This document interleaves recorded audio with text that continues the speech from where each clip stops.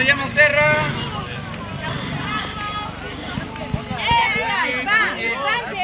Tots, cap allà, vinga. Va, Rangers! Fem aquesta foto de grup, els de darrere de tot. Pioners. Ajupiu-vos alguns de genolls, llops de genolls, que si no no es veuen els pioners. Llops de genolls. Llops de genolls. Llops. Rangers, va, que no us veieu. Jaume Caresmà.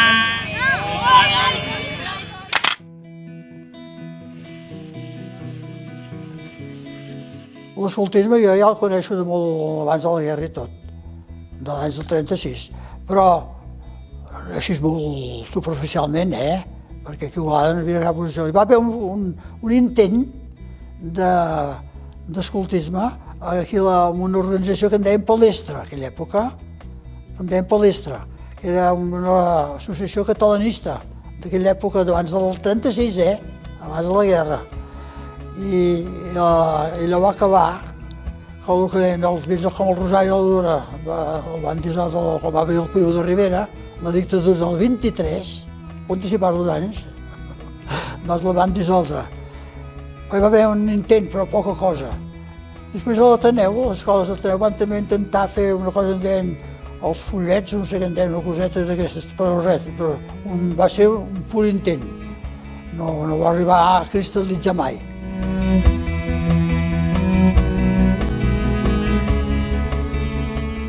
Jo vaig estar una temporada molt llarga a França i vaig establir contacte, i estava a casa d'un cosí meu que era dels escuts de França.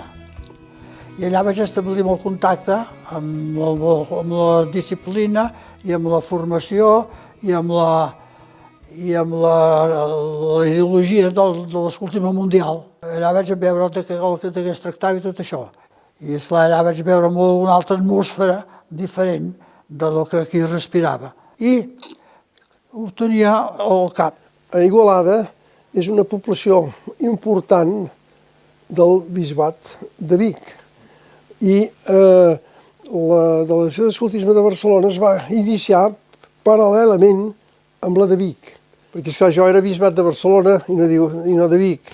Però aquesta relació a través del meu pare i haver conegut l'any 43 o 44, això no me'n puc recordar, en el doctor Masnou, era normal que si jo, com a arquitecte, anés a Igualada per feina, d'aprofitar per connectar amb la gent que volia engegar l'escoltisme. I això és el que em va permetre conèixer en Miquel Vall i ajudar, i doncs com? Mira, el que jo en el fons havia après. Perquè les organitzacions d'aquella època de joventut eren molt anquilosades, eren molt sota el tutela del clero. Una cosa que no tenia frescor, no tenia vitalitat. Una cosa de bons nois i bones noies, molt bé, d'acord, això no s'ha de ser pas dolent, però jo vol dir una cosa més vital. Perquè llavors només hi havia l'OGE, la Falange, l'Organització Juvenil Espanyola, no hi havia ni entitats excursionistes, no hi havia res més. La Falange ho acaparava tot, el Frente de Juventudes i totes aquestes coses, i eren com tots els països totalitaris, hi ha les joventuts del partit i no toleren que hi hagi cap més organització. Doncs en aquella època, esclar, naturalment, van haver de fer una secció excursionista que en deien la CEDAC, que vol dir Secció Excursionista d'Acció Catòlica. I nosaltres, jo vaig agafant de peu d'aquella organització, que també en vaig ser jo, doncs vaig convertir la sigla aquesta CEDAC, Secció Excursionista d'Acció Catòlica, en Secció Escolta d'Acció Catòlica, perquè llavors no es podia fer res més si no fos sota la protecció del clero. Que sota el paraigua de la CEDAC és on va néixer l'escoltisme. L'escoltisme era una branca que quedava disfressada per la CEDAC. Allà doncs, es va anar fundant, es va formar els baixos de Santa Maria, la rectoria, i es va condicionar un local per reunir-nos, que en dèiem el Cau, i allà ens trobàvem al Cau, i allà hi havia aquest primer caliu i seguir aquestes primeres indicacions del que era l'escoltisme. Ens va acollir una sèrie de xicots i joves, que eren pocs al començament, vam iniciar 4 o 5, i ell ens va anar explicant el que volia fer. Allò era un nou sistema, un trencar motlles, i esclar, a nosaltres era ben bé diferent. Allò era molt d'Espanya i nosaltres aquí començàvem a sentir i a olorar el que era Catalunya. Miquel Valls era una persona doncs, entusiasta i s'ho va prendre en sèrio. Hi havia de rector aquella època, a l'Òdena, després de la guerra de seguida, un capellà molt trempat que deia mossèn Pere de la Pipa. I aquest rector era molt amic d'aquest mossèn Batlle, que va fundar, que va ser el gran fundador de l'escoltisme a Barcelona, a Catalunya. I ell amb Batista i Roca. I va fer venir l'any després de la guerra, molt aviat, va venir mossèn Batlle amb els escoltes de Barcelona, amb un grup d'escoltes, que mossèn Batlle que sabia molt de música, i els va a cantar a la cerimònia de la benedicció d'aquesta nova església que hi ha ara. I era molt amic d'aquests dos mossens, eren molt amics, i llavors jo vaig veure els escoltes aquí a Òdena, que van venir, i vaig dir, això és el mateix que França, és això. I va ser com vaig fer l'any 52, vaig fer un ball tot, i vaig, diguéssim, revolucionar personalment. I vaig sortir de la SEDAC i de tot això i vaig voler fer un grup d'escoltisme. I això va ser l'origen remot de l'escoltisme a Igualada.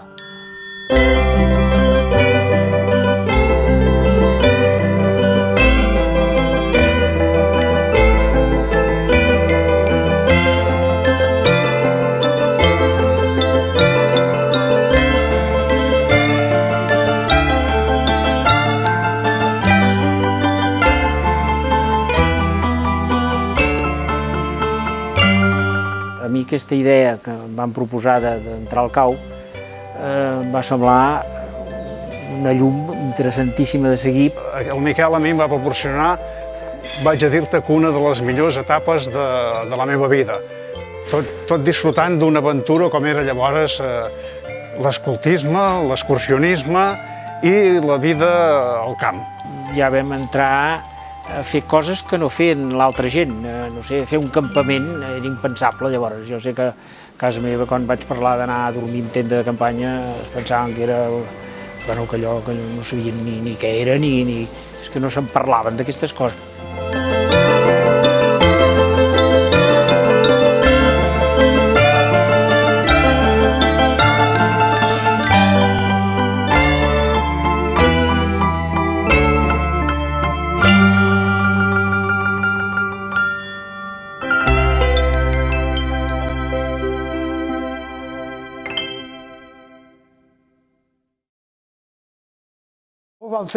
Vam expulsar un escoltisme estupendo aquí. A Igualada, vull dir, es va fundar un escoltisme amb tots els drets i uts. Propi de l'època, amb el matís de l'època, evidentment. Era més confessional, molt més, mossèn Còdol. Doncs encara ens feia les plàtiques i les coses una mica a l'estil antic, però que vam fer molt bé. I va ser un home abnegat, perquè va ser l'escut que ens va salvar una mica. Si nosaltres haguéssim sigut completament laics, no haguem pogut fer res, ens haguem castigat, anul·lat. Era un joc molt nou per entrar a jugar-hi i ho vam fer amb il·lusió i vam disfrutar molt en aquells moments i era un plantar cara a la situació perquè tot ho havien fet de manera clandestina i, esclar, hi havia els del manat de Teies, que en dèiem, els de la falange, que sempre ens tenien els ulls posats a sobre per veure si ens podien denunciar o ens podien fer alguna traveta. I va ser tota una experiència. El CAU era un lloc d'acollida impressionant. I com que aquell temps a fora hi havia un ambient hostil, diguem, en contra els escoltes, encara era més bonic que aquell ambient. Em penso que el CAU no ens l'havien assaltat mai, però com sortíem a fora ja sempre ens miraven de regull.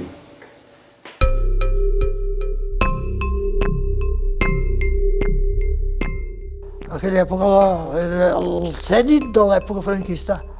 Va ser una hora molt perillosa. era molt mal vist pels elements oficials i la premsa d'aquí Igualada hi havia sortit articles contra els escoltes. Parece mentira los que siguen estas consignas borreguiles de Baden-Powell. Hasta tinc un cartell, així, fet un barroerament, que van posar els de Falange al cau, al post del cau, es fotien dels escoltes i ens amenaçaven, i ens empaitaven, i així, esclar, unes aventures que llavors com que eren molt joves encara ens agradava. Totes aquestes aventures això encara ens donava un al·licient. Distinguido señor, al objeto de tratar diversos aspectos relacionados con la sección excursionista que usted preside, le ruego que se sirva a acudir a la reunión que tendrá lugar en el local de esta jefatura, esta noche a las 8:30 horas. No va arribar mai de sang al riu, d'una manera dramàtica, sinó hostilitat sorda. Van venir alguna vegada allà al cau a fer el fatxent d'allí en plan d'inspecció. Com que tot allò no estava permès, era d'una forma més o menys amagada, clandestina. A mi també em va salvar una mica que pogués fer això, perquè com que el meu pare va ser assassinat pels rojos, doncs no representava un element perillós, diguéssim, sinó que tenia un historial familiar que m'afavoria en aquest sentit. Els més petits s'anomenaven llobatons o llops i seguien el lema tant com puc, organitzats en sisenes que formaven l'estol. L'esglaó immediatament superior l'ocupaven els minyons, més tard rangers, organitzats en patrulles que formaven la secció i actuaven sota el lema sempre a punt. Al nivell següent, els guies, més tard pioners i rovers, formaven el clan i actuaven sota la consigna fer servei. Fèiem reunions de patrulla cada setmana, després fèiem les sortides els dies de festa, perquè els dies de feina tothom treballa i estudia, tothom té feina, i fèiem els campaments de Setmana Santa, els campaments d'estiu, i les tècniques escoltes d'aquella època que es feien. Jo tenia el que deien el llibre verd, en deien, que hi ha totes les explicacions, hi ha totes les tècniques i tota la base de l'escoltisme.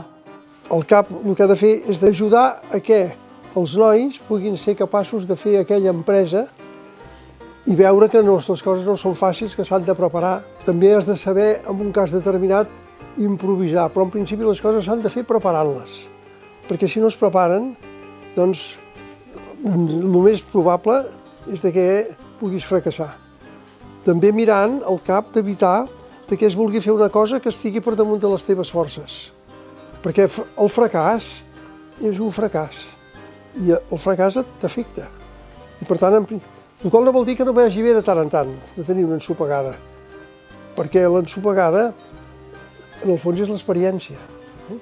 I l'escoltisme en el fons és una escola que aprofita el temps lliure per poder fer una cosa que els hi fa il·lusió i que l'han escollit lliurement. El fet de poder fer excursions i conèixer la terra, el país de prop, la comarca, després també la gent, la pagesia, la manera d'enraonar de la gent, el català autèntic que es parlava fora, als pobles i a les petites masies, i això és una de les coses que em va fer entrar amb il·lusió dintre l'escoltisme. Vam fer un cau decorat que era una peça única i inolvidable. Valia la pena l'acolliment que ens donava aquell cau. Nosaltres hi fèiem un cap cada dia al vespre, encara que sigui només per fer la tertúlia o per fer les xerrades. En aquella època, tots els minyons i així, es passaven moltes hores al cau. I clar, moltes hores sols, quan sortien de l'escola, allà passava de tot. Quan no es trencava un vidre, es torçava la valla, quan no una altra cosa. Qui arreglava tot? El Miquel. El Miquel solucionava tot. Recordo que fèiem la promesa a la llei escolta, o sigui, a seguir una normativa, i això era una cosa que ens omplia i ens comprometia i ens donava un al·licient per la vida futura. Va passar un temps, va passar a les proves i llavors, quan estava la cosa madura, es feia la promesa. Hi havia un compromís seriós de fer una promesa escolta. La promesa era posar-te, oferir-te a Déu, a la pàtria i al servei de l'altra gent, del més necessitat. Estar sempre a punt per fer servei i ajudar a l'altra gent. Havies de fer una ruta de 24 hores tot sol, i dormir al ras, i fer-te la vida durant aquell dia, i me'n recordaré tota la vida de la promesa. I a la vigília et feien com una mena d'examen de consciència, que a Miquel Vall me'n recordo que em va fer pujar els colors a la cara, perquè em descobria de mi mateix coses que jo no veia, perquè sempre des d'una altra banda et veuen més el teu tarannà, i me'n recordo que em va fer un examen de consciència que vaig quedar vulgarment garrativat. El Miquel Vall era un home que ens empenyia, que ens treien la son de les orelles una mica, ens desvetllava, perquè nosaltres anàvem una mica pot atendre's, arronsats, en aquells moments un nano no era tan desigual com ara, érem xicots molt reservats, més o menys, i ell doncs ens instigava que fóssim actius i, en fi, féssim tots aquells programes d'activitats que per nosaltres eren nous i ens engrescaven. Fer les coses seriament, o sigui, a ser responsables, perquè en el fons és la manera d'assolir la llibertat, el poder, diguem-ne, viure la natura i el respectar-la i respectar els altres, l'entesa, el diàleg, tot això, l'escoltisme n'és una escola. I per tant, jo crec que els que hi sou, doncs, feu un bon servei, o sigui, el servir els altres, el pensar en els altres, el respectar-los, l'estimació en el propi país, el que, doncs, i mirar que aquest país s'hi puguin integrar la gent que ve. L'escoltisme també serveix per integrar.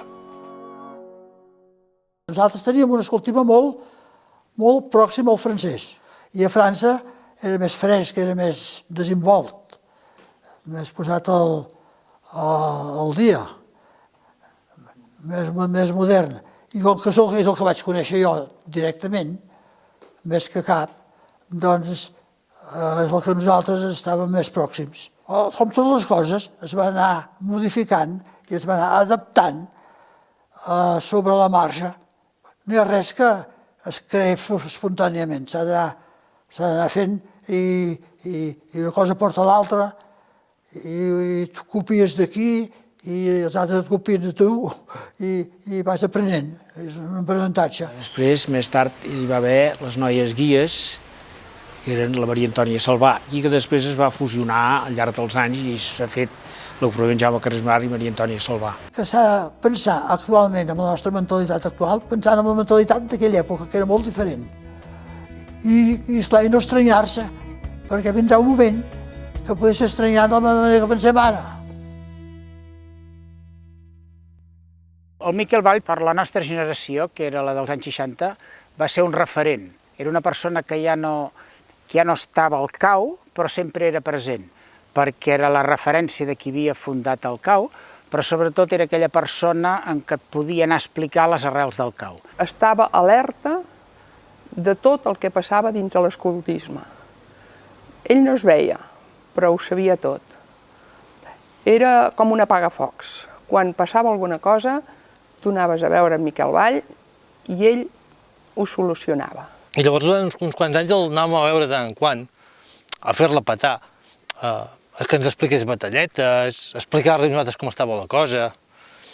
I el que sempre em feia molta gràcia és que tenia un despatx molt atapeït de records, fotografies, retalls de premsa. Qualsevol cosa que hagués sortit al diari, inclús l'últim any, ell ho tenia retallat i guardat i desat. Em recordo que ell era un senyor molt gran, però que amb força. Que era un home que radiava de satisfacció de veure del CAU que hi havia aquell jovent, aquell planter, i que doncs, es complien els principis de l'escoltisme i que cada vegada hi havia més nois i noies. Ens va arrelar aquest esperit que hi havia llavors de la BO, la bona obra, del sempre a punt, del tant com puc, i realment ens ha deixat una petjada molt forta a tots els que des d'aquella època ho hem anat vivint. I doncs aquest foc ha anat cremant i gràcies a Déu ha deixat fins al moment present moltes talarades de gent que hi ha passat. Hem tingut doncs un home ben entregat, Miquel Vall era un home entregat i per això ha tingut molta sort. Quan hi ha gent d'aquesta mena, escolta, es fa feina. L'esperit sempre hi és, l'esperit no el pot treure ningú. Hi ha hagut un dramaturg aquí a Catalunya, que l'ha sentit nombrar 50 vegades, de Àngel Guimerà, que tenia una obra que en deia l'ànima és meva, i l'ànima sempre és teva. I de la manera de ser tu i de pensar, també hi ha una dita catalana popular que diu gent i figura fins a la sepultura. I és clar, això em marca i potser amb el teu subconscient, encara que fora no, sempre et queda el pòsit del que has après i del que de joventut has mamat. Ens va engrescar molt amb aquest nou món de l'escoltisme i ens va fer conèixer molta gent i, bueno, en fi, va ser el puntal principal, el que va encendre la metxa de tot. Però l'important és que encara existeix. Això és important. I que em dieu que encara hi ha gent que volen entrar. Però fixa't tu, això vol dir que és una obra que encara dura. I això a mi m'omple de satisfacció, perquè totes les coses d'aquest país nostre pequen d'aquest mal, que són fugisseres. Es fan i és un foc d'encenalls, que en diem, i després ja se ve a cuerda, ja està. I aquesta cosa més que ha anat perdurant, és molt d'estimar i estic molt content d'això.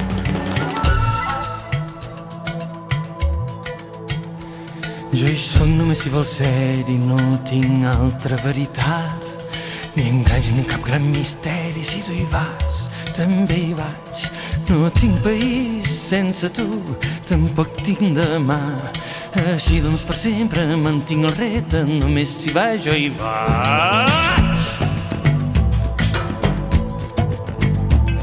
Jo hi soc si també vols ser-hi, tan sols per fer un camí junts, pel goig de seguir petjades que ens han dut de molt lluny, pel ple d'un demà que engresqui, perquè ens hi sentim a gust, refent l'art de viure, poder conviure el camí d'un món més just.